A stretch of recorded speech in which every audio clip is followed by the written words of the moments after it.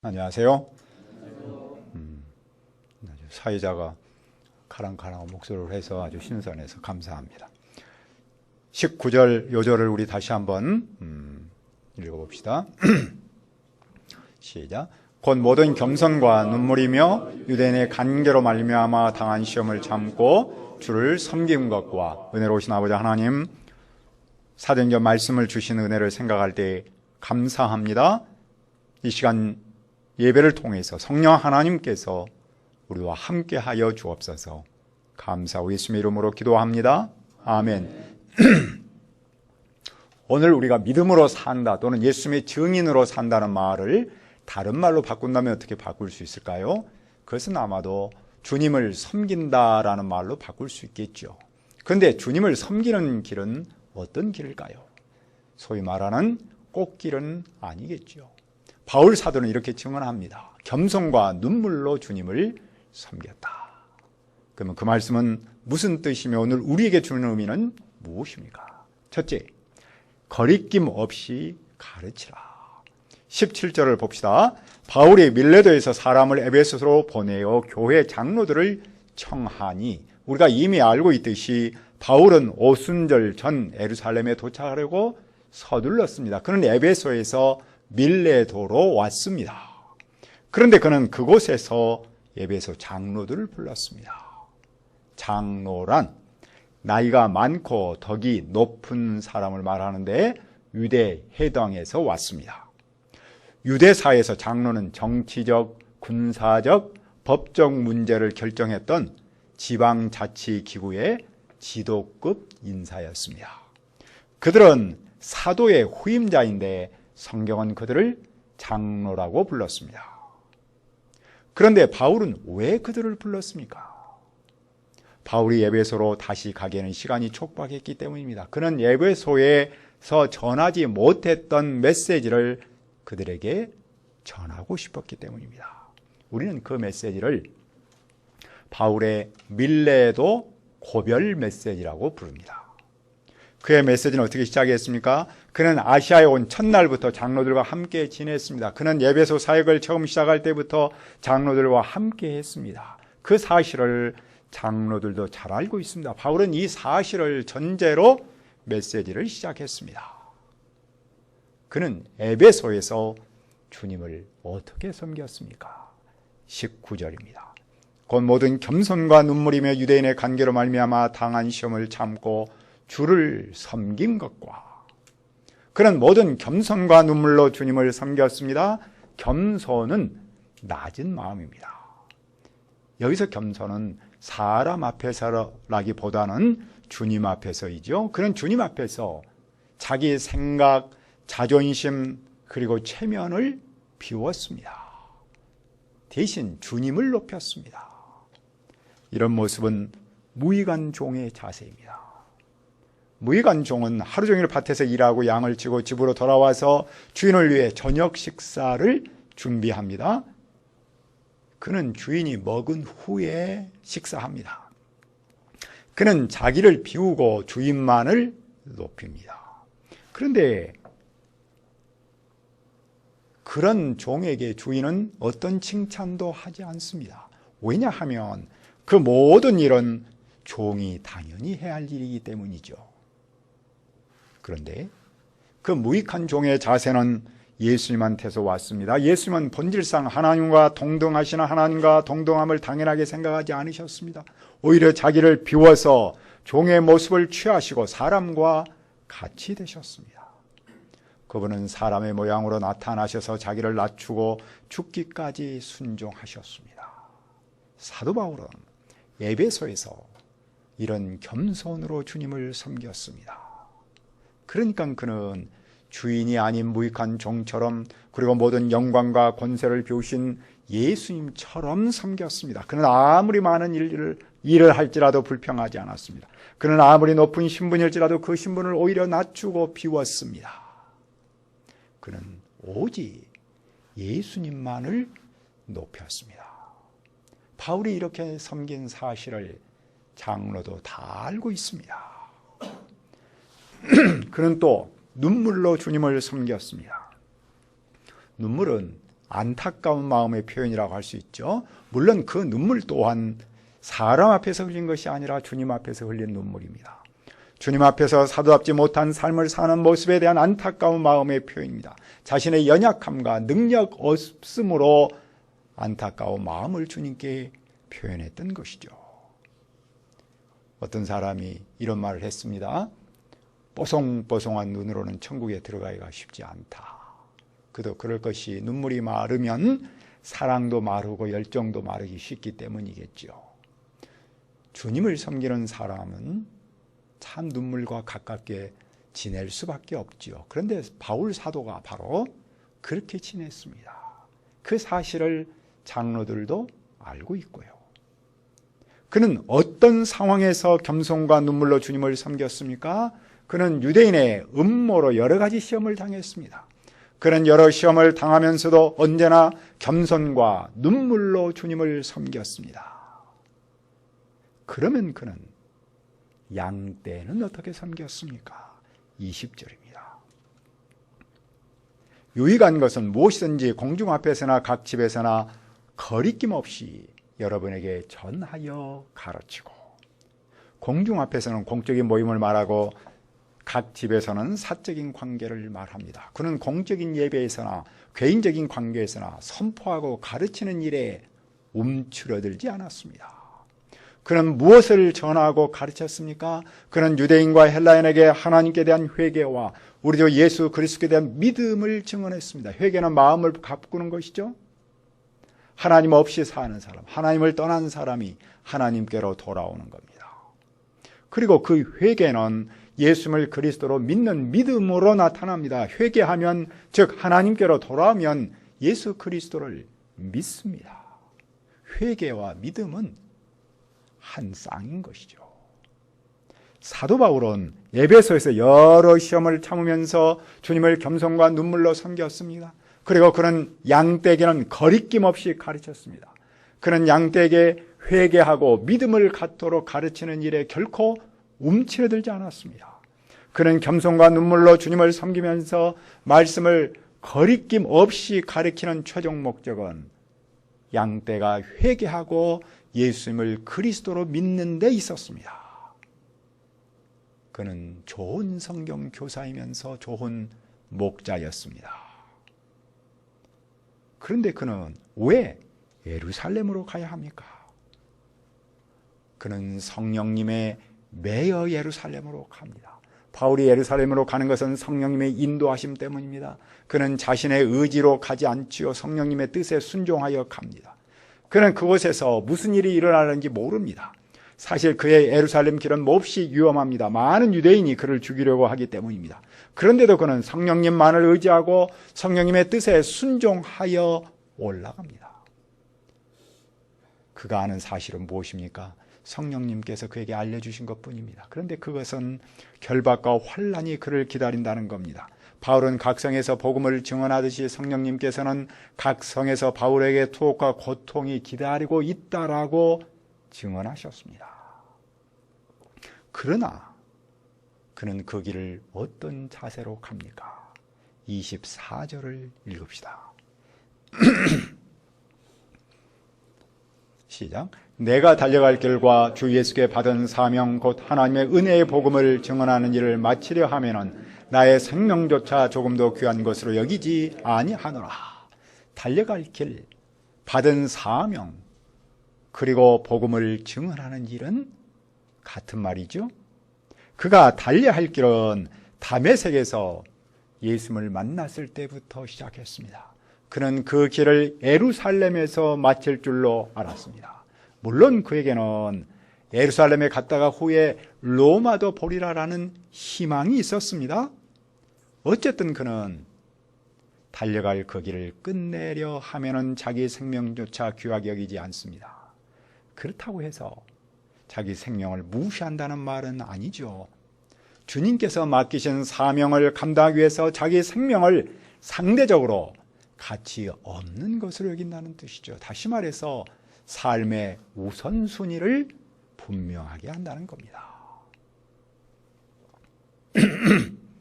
요즘 버킷리스트라는 말을 참 많이 사용하죠. 일반적으로 이 말의 뜻은 죽기 전에 꼭 해보고 싶은 일들을 적은 목록이라고 하죠. 이 말이 유행하게 된 데는 어떤 영화의 대사 때문이라고 하더군요. 우리가 인생에서 가장 많이 후회하면서 사는 것은 한 일들이 아니라 하지 않은 일들이다. 그러니까 죽기 전에 해봐라.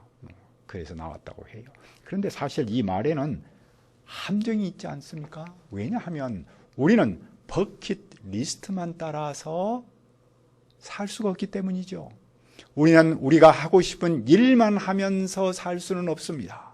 우리 앞에는 내가 하고 싶은 일과 함께 내가 반드시 해야만 하는 일이 있기 때문이죠. 그 점에서 우리는 어떤 점에서 늘 선택의 순간에 섭니다. 그 선택의 순간에서 가장 좋게 해야 한다면 어떤 것이 있을까요? 이론적으로는 그렇습니다. 해야 할 일을 하고 싶은 일로 만들어버리면 되는 거겠죠?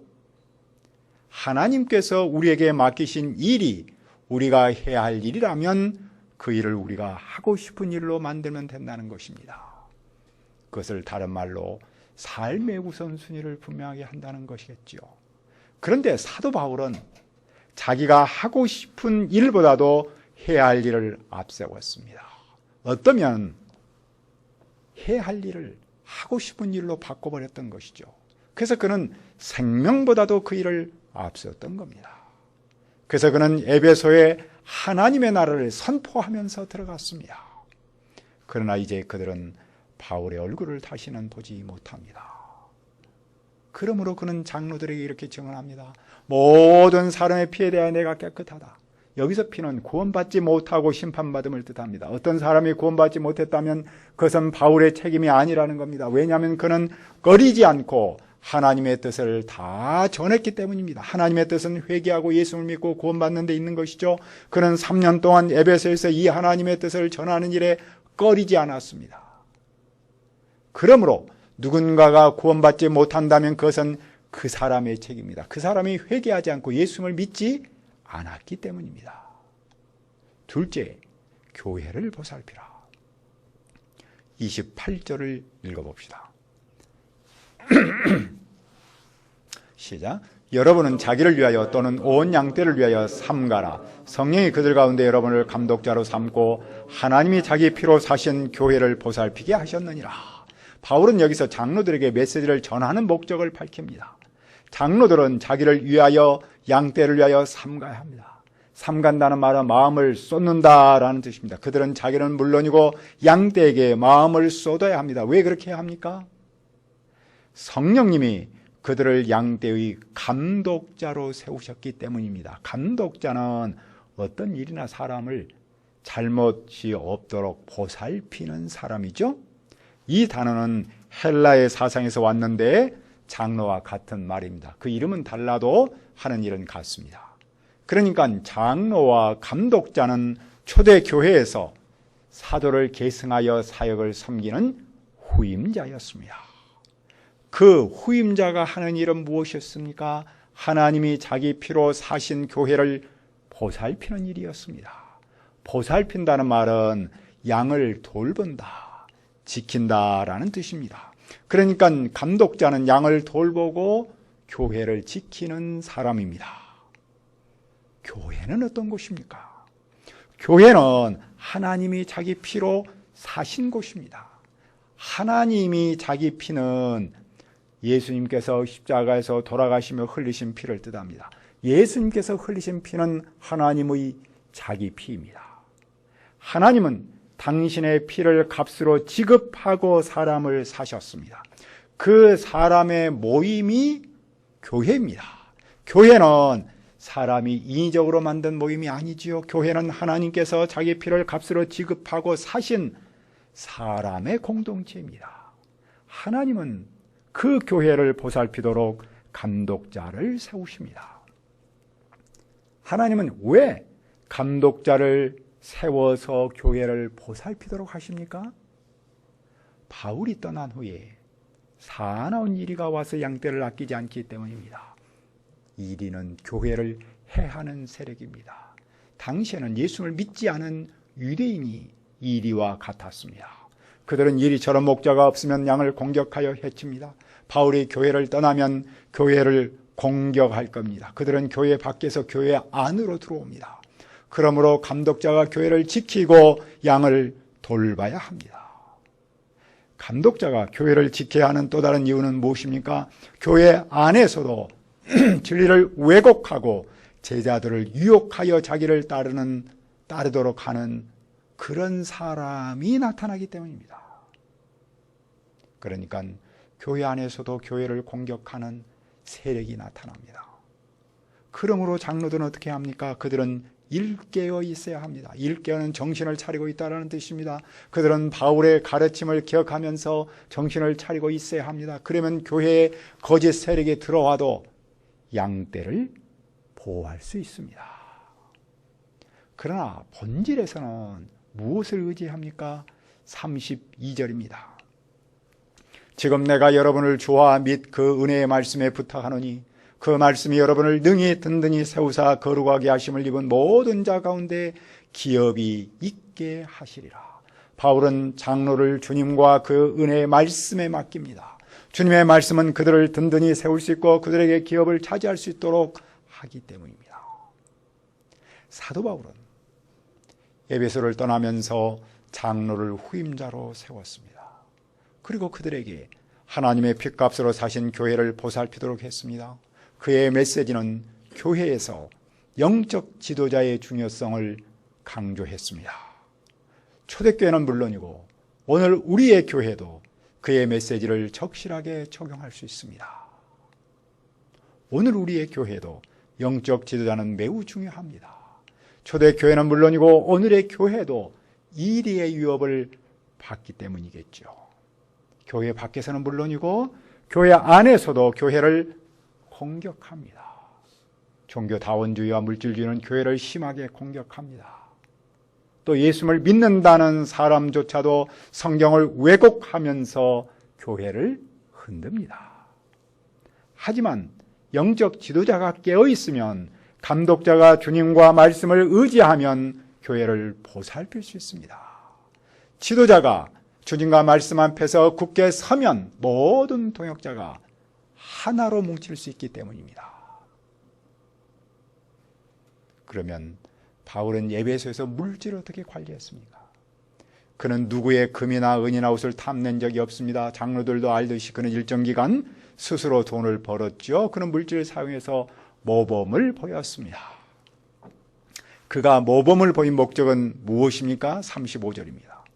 범사에 여러분에게 모본을 보여준 바와 같이 수고하여 약한 사람들을 돕고 또 주 예수께서 친히 말씀하신 바 주는 것이 받는 것보다 복이 있다 하심을 기억하여야 할지니라.